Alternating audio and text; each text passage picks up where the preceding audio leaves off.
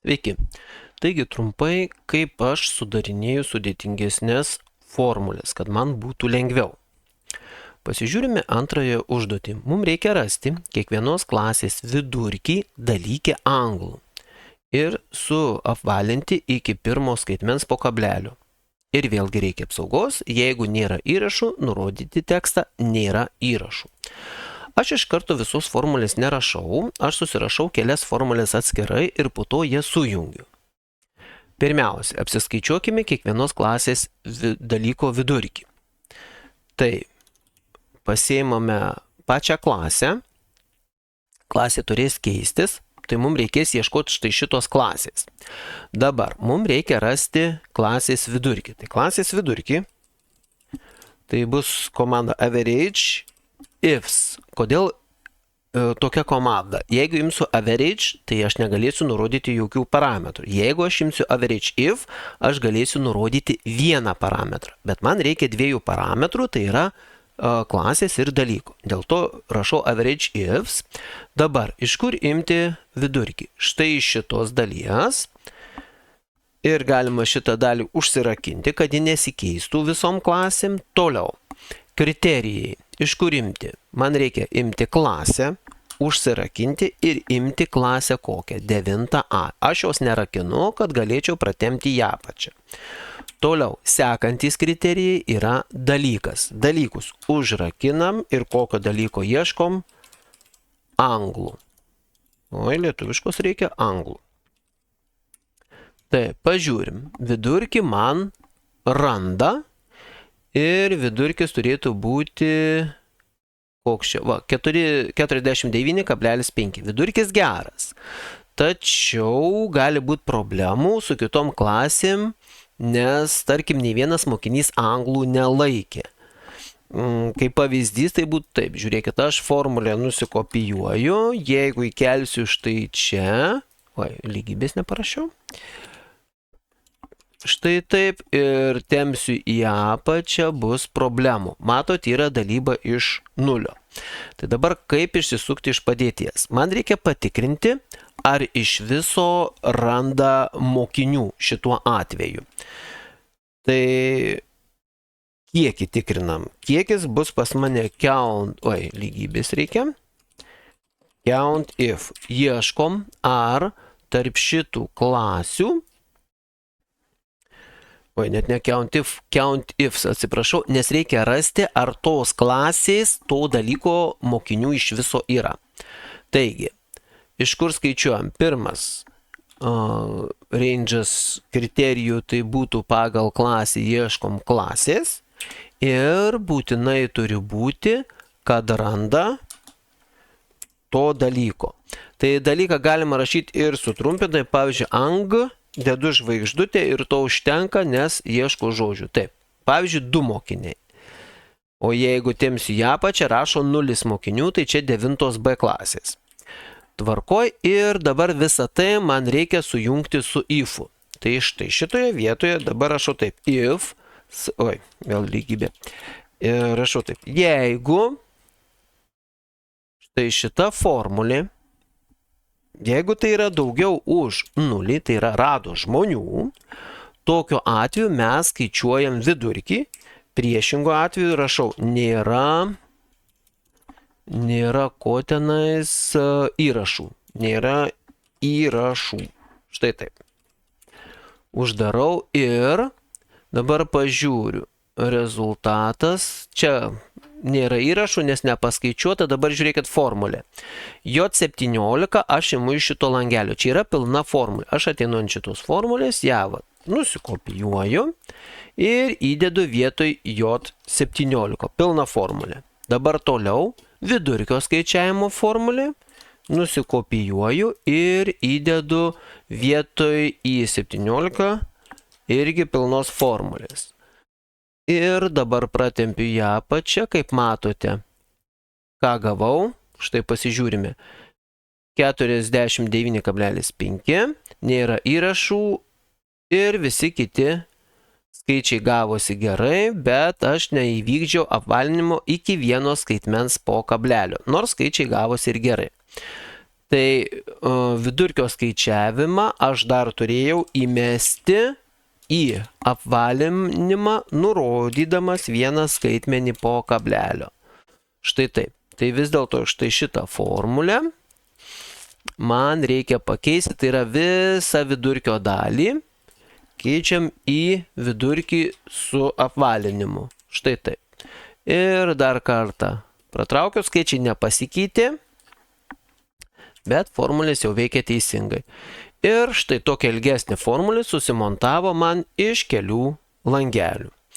Na, o dabar dėl sekančios formulės, tai kalba buvo, kad jūs norėtumėt apie 7 formulę pašnekėti. 7 formulė pas mus yra kokia? Reikia padaryti rekomendaciją mokiniams su prioritetais. Dabar tie prioritetai yra įvairūs. Skubiai, jeigu mokinys turi mažiau nei 40 arba, reiškia antra sąlyga, stulpelyje H jam pažymėta yra rizika. Tai man truputį atskirai formulę bus sunkiau parašyti ir teisingų rezultatų nerodys, nes aš nesu rizikos pasiskaičiavęs. Bet formulę parašyti vis dėlto galiu. Tai dabar kokia situacija, kaip reikia skaičiuoti? Sakykim, turi spausdinti žodį skubiai, jeigu mokinys turi mažiau nei 40 taškų. Tai tokia sąlyga rašosi taip. Sakykim, imu lygybę ir ifas.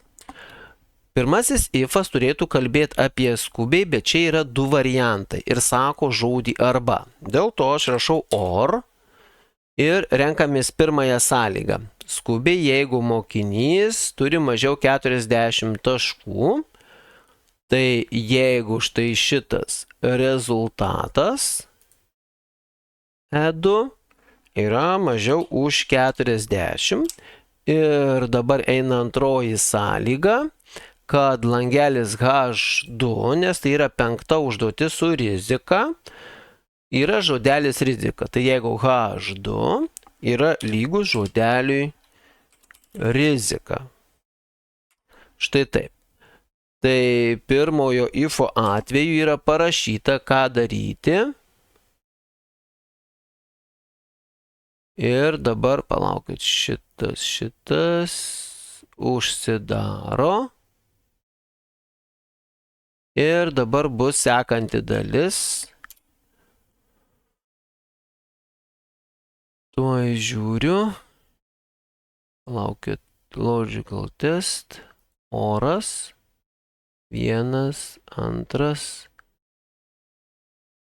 Ai, galvoju, ko čia trūksta, kad man neužsibaigė. Taip, kabučių trūksta. Va, dabar jau persijungę matome į ifą. Ką tokiu atveju reikia daryti? Pasižiūrim, mums reikia spausdinti žodelį skubiai. Štai taip. Kabletiškis. Dabar liko sekančios dalys, tai yra else dalis, kuri leistų pažymėti štai šituos 3 variantus, bet juos irgi reikia išskirstyti. Tai vėlgi tenka rašyti man, palaukit, gal aš galiu šitaip rašyti, bus paprasčiau. Ifą. Žiūrime, kokios tai yra sąlygos. Vėl turi būti ant 7 su žodeliu arba. Tai rašau orą. Ir jeigu mokinys turi daugiau 90 taškų, tai jeigu šitas langelis yra daugiau lygus 90, arba žiūrim, ko reikia. Klasės vidurkis yra kiek? Klasės vidurkis yra 85. Tai tokiu atveju man reikėtų rasti būtent tos klasės vidurkio. Tai būtų average ifs. Na, man ifs labiau patinka negu if.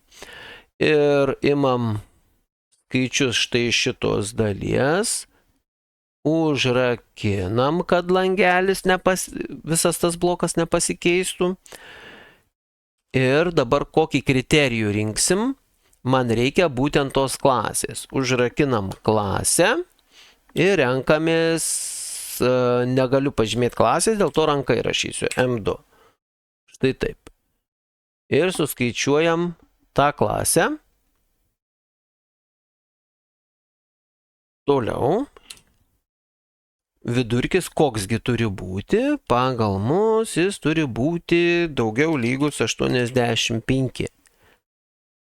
Štai taip. Ir vėl kažko, neužbaigiau.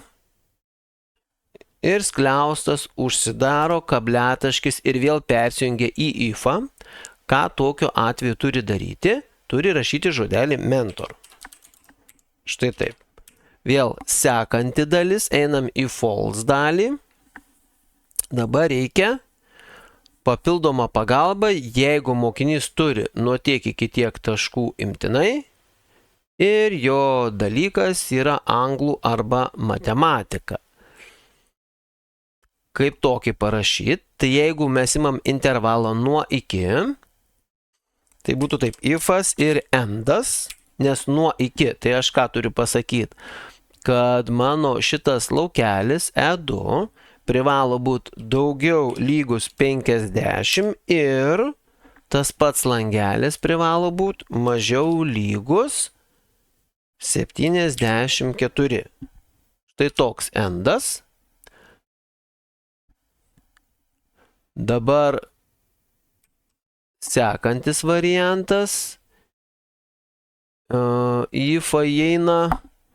Palaukit, reikia apjungti. Ne, dabar skliaustą per anksti uždėjau. Endas turi būti, kad tenkina šitą sąlygą. Arba tenkina. Off parašiau, atsiprašau. Or. Arba tenkina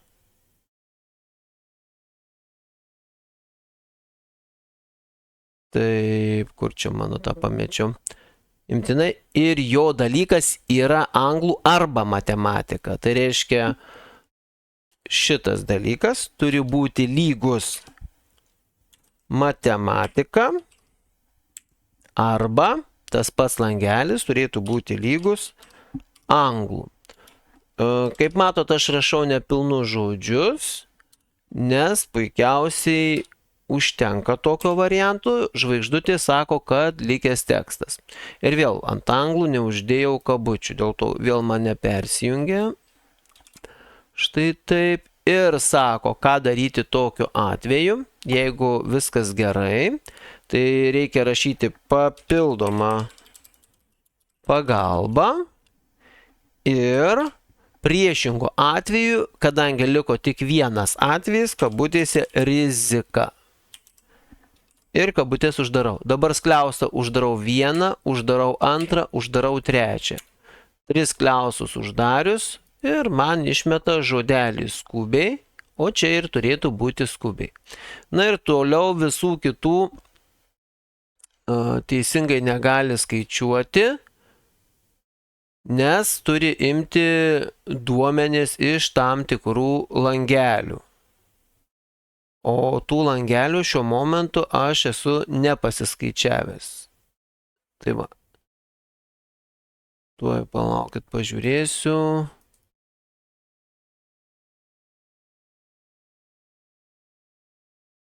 Tuoj mažiau 40.